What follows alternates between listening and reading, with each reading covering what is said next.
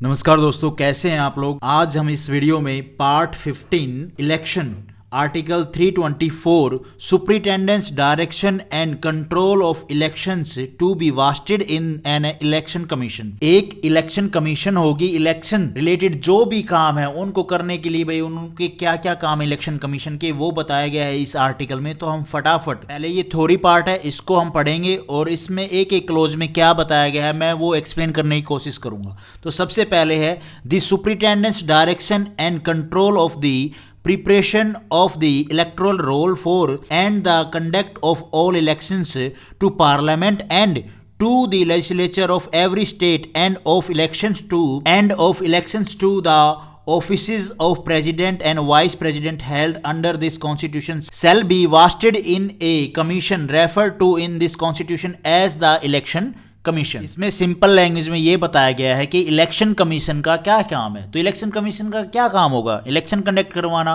Voters का list बनाना। ये काम भी किसका है? इलेक्शन कमीशन का है। पार्लियामेंट के अंदर या स्टेट लेजिस्लेचर के अंदर प्रेसिडेंट के इलेक्शन हो गए, ठीक है, और वाइस प्रेसिडेंट के इलेक्शन कंडक्ट करवाएगा कौन? Election commission. स्टेट में जो इलेक्शन होंगे वो कौन कंडक्ट कराएगा? Election commission. तो सिंपल सी बात ये है, पूरे देश में इलेक्शन कंडक्ट करवाने पार्लियामेंट्री, ठीक है, पार्लियामेंट वाले, सेंटर के जो इलेक्शन होंगे वो स्टेट के, वाइस प्रेसिडेंट के, प्रेसिडेंट के, ये सारे इलेक्शन कंडक्ट कराना, वोटर लिस्ट तैयार करना किसका काम है? इलेक्शन कमीशन का। ये बताया गया है फर्स्ट क्लोज में। उसके बाद है the election commission shall consist of the chief election commissioner and such number of other election commissioner if any as the president may from time to time fix and the appointment of the chief election commissioner and other election commissioner shall subject to the provisions of any law made in that behalf by parliament be made by the president। सबसे पहली बात यह है, election commission में कौन होता है? Consist क्या करता है? चीफ इलेक्शन कमिश्नर होता है, ठीक है, इलेक्शन कमिश्नर होता है, और अगर प्रेसिडेंट साहब ठीक समझें तो वो संख्या भी बढ़ा सकते हैं किसके? इलेक्शन कमिश्नर की। सिंपल सी बात हो गई ये। और अब बात आती है भाई जो चीफ कमिश्नर हैं, इलेक्शन कमिश्नर हैं, इनका अपॉइंटमेंट कैसे होता है? तो पार्लियामेंट ने रूल बनाया होता है, उसके हिसाब से उसको फॉलो करते करते प्रेसिडेंट जो भी उसमें कुछ चेंज करना है या थोड़ा बहुत चेंज तो क्या करना होता है, जो रूल बनाए गए हैं उनके हिसाब से प्रेसिडेंट साहब क्या करते हैं, उनको अपॉइंटमेंट करते हैं, उनको अपॉइंट किया जाता है, इलेक्शन कमिश्नर को और चीफ कमिश्नर को। तो एक सिंपल सी अंडरस्टैंडिंग ये हुई कि भाई जो इलेक्शन कमिश्नर है, चीफ कमिश्नर है, इनके रूल बने कि कैसे इनकी अपॉइंटमेंट होगी, कौन होंगी, और ये किसके द्वारा अपॉइंट किए जाएंगे? प्रेसिडेंट साहब के द्वारा। सिंपल सी बात तो ये है। अगर इनकी संख्या, इलेक्शन कमिश्नर की संख्या अगर बढ़ानी है तो प्रेसिडेंट साहब को अगर ठीक लगता है तो वो संख्या बढ़ा भी सकते हैं। उसके बाद है third clause, when any other election commissioner is so appointed the chief election commissioner shall act as the chairman of the election commission. बताया गया है कि भी इलेक्शन कमीशन में पहले एक इलेक्शन कमिश्नर होते थे, बाद में इलेक्शन कमिश्नर भी आ गए, मतलब ज्यादा संख्या में आ गए, तो एक चीफ इलेक्शन कमिश्नर है वो हो गया। तो चीफ इलेक्शन कमिश्नर को आप चेयरमैन भी कह सकते हैं, उसका मतलब ये बताया गया है, ठीक है, ये चेयरमैन और chief election commissioner shall act as a chairman। उसके बाद है fourth clause, before each general election to the house of the people and to the legislative assembly of each state and before the first general election and thereafter before each biennial election to the legislative council of each state having such council, the president may also appoint after consultation with the election commission such regional commissioners as he may consider necessary to assist the election commission in the performance of the function conferred on the commission by clause 1। Fourth close में क्या बताया गया है? जहां जहां council है वहां, ये बोला ना यहाँ पे, before the election of house of people, जहां जहां काउंसिल है वहां के लेजिस्लेटिव काउंसिल के इलेक्शन के टाइम या लोकसभा के इलेक्शन से पहले या असेंबली के कोई इलेक्शन से पहले क्या होता है? अपॉइंट किया जाता है कौन? सच रीजनल कमिश्नर। यहाँ पे बात की गई है, कहाँ गए भैया?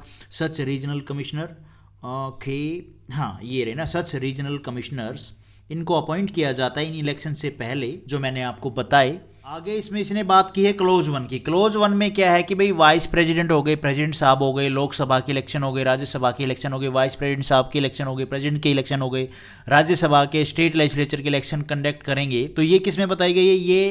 ये काम बताया गया इलेक्शन कमीशन का किसमें? क्लोज वन में। तो इन इलेक्शन से पहले जो मैंने आपको ऊपर बताया क्लोज वन में बताया गया है, इनके इलेक्शन से पहले प्रेसिडेंट इलेक्शन कमीशन से कंसल्ट करके रीजनल कमिश्नर्स जहां जहां इलेक्शन हो रहा है वहां वहां उनको अपॉइंट करेंगे ताकि इलेक्शन कमीशन को हेल्प की जाए, हेल्प हो जाए। ठीक है, ये बात बोली गई है फोर्थ क्लोज में। होप आपको सिंपल लैंग्वेज में मैंने थोड़ा सा एक ओवरव्यू देने की कोशिश की है इन क्लोज की, इन आर्टिकल की। होप आपको एक बेसिक आइडिया हो रहा होगा कि आर्टिकल में क्या बताया जा रहा है। उसके बाद है फिफ्थ क्लोज में क्या है? Subject to the provisions of any law made by parliament the conditions of service and tenure of office of the election commissioners and the regional commissioner shall be such as the president may by rule determine. के बाद इसमें यही बताया गया है जो service condition है इनके, इलेक्शन कमिश्नर्स हो गए, ठीक है, चीफ इलेक्शन कमीशन हो गई, कमिश्नर हो गई, तो इनके क्या सर्विस कंडीशन कि भाई इनको क्या छुट्टियां मिलेंगी,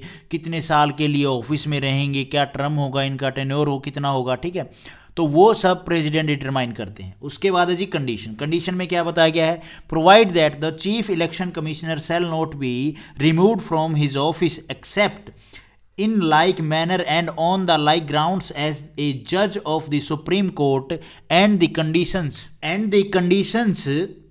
of service of chief election commissioner shall not be varied to his disadvantage after his appointment. इस कंडीशन में बताया जा रहा है इलेक्शन कमिश्नर को हटाने का जो तरीका है वो क्या है। तो इसमें यह बताया गया जो तरीका सुप्रीम कोर्ट के जज को हटाने का है वही तरीका इलेक्शन कमिश्नर को हटाने का है। मींस इम्पीचमेंट जो प्रोसेस होता है उसके थ्रू ही जो सुप्रीम कोर्ट के जज है उसको हटाया जाता है, तो वही जो तरीका है वो इलेक्शन कमिश्नर को हटाने का तरीका होगा, ये बताया गया है इस कंडीशन में। होप आपको थोड़ा समझ में आया होगा कि सुप्रीम कोर्ट के जज को कैसे हटाया जाता है, वैसे वही तरीका जो इलेक्शन कमिश्नर है उसको हटाने का तरीका है। ठीक है, यहाँ पे जो आर्टिकल में बताया गया है। उसके बाद है जी condition, provide further that any other election commissioner or a regional commissioner shall not be removed from his office except on the recommendation of the chief election commissioner. मैंने ये प्रोसेस बताया है ना, ये रीजनल और इलेक्शन कमिश्नर के लिए नहीं, ये चीफ इलेक्शन कमिश्नर के लिए बताया है, जो हेड है, जो मेन चेयरमैन है। बाकी जो रीजनल कमिश्नर हैं इस कंडीशन में की मैं बात कर रहा हूँ, जो यहाँ पे मैंने आपको बात बताई है, ठीक है। जो बाकी इस कंडीशन की बात कर रहा हूँ, जो मैंने आपको बताया कि भाई उसको सुप्रीम कोर्ट के जज के हिसाब से जो प्रोसेस है वैसे ही हटाया जाएगा, तो वो चीफ इलेक्शन कमिश्नर है, ना कि रीजनल कमिश्नर या इलेक्शन कमिश्नर। ठीक है, और इनको रिमूव करने के लिए किसको, जो आगे कंडीशन में बताया गया है, जो इलेक्शन कमिश्नर और रीजनल कमिश्नर है इनको रिमूव किया जा सकता है बिना सुप्रीम कोर्ट के जज वाले प्रोसीजर के बिना ही। सिंपली चीफ इलेक्शन कमिश्नर के रिकमेंडेशन से प्रेसिडेंट इनको निकाल सकते हैं, ये बात बोली गई है इस क्लोज में, इस कंडीशन में। और जो हटाने का, जो चीफ इलेक्शन कमिश्नर को हटाने का जो तरीका बताया है वो इस क्लोज में बताया है। और ऊपर वाले इसमें सबसे पहले फिफ्थ के यहाँ पे जो सर्विस कंडीशंस की बात हो रही थी ना, तो सर्विस कंडीशन में मैं एक दो चीज़ और आपको बताऊं, तो वो ये है कि ग्राउंड इनके सेम्स हैं। कैसे?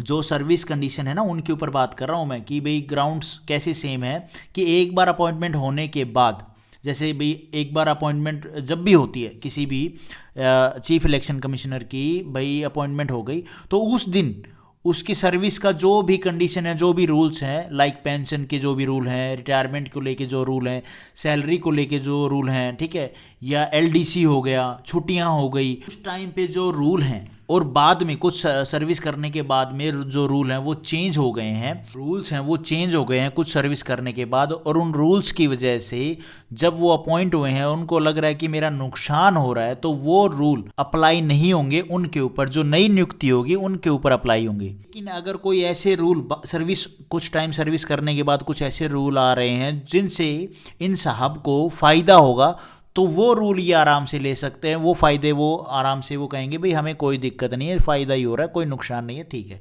लेकिन अगर कोई ऐसे रूल आए हैं नए जो अपॉइंटमेंट होंगे उनके लिए, वो रूल जो पहले अपॉइंट किए गए हैं उनके ऊपर अप्लाई नहीं होंगे अगर उनको नुकसान हो रहा है तो ठीक है, ये जो बात थी मैंने आपको नहीं बताई इस सर्विस कंडीशन वाले मैटर में। आपको 5th क्लोज का जो सर्विस कंडीशन वाली बात थी, ठीक है, इलेक्शन चीफ इलेक्शन कमिश्नर को हटाने वाली बात थी, और जो इलेक्शन कमिश्नर हैं, रीजनल कमिश्नर हैं, उनको हटाने वाली बात, आपको ये कंडीशंस के थ्रू एक आइडिया हो गया होगा कि क्या होता है आर्टिकल में, कैसे इनको हटाया जाता है, आपको थोड़ा बेसिक आइडिया हो गया होगा, होप सो।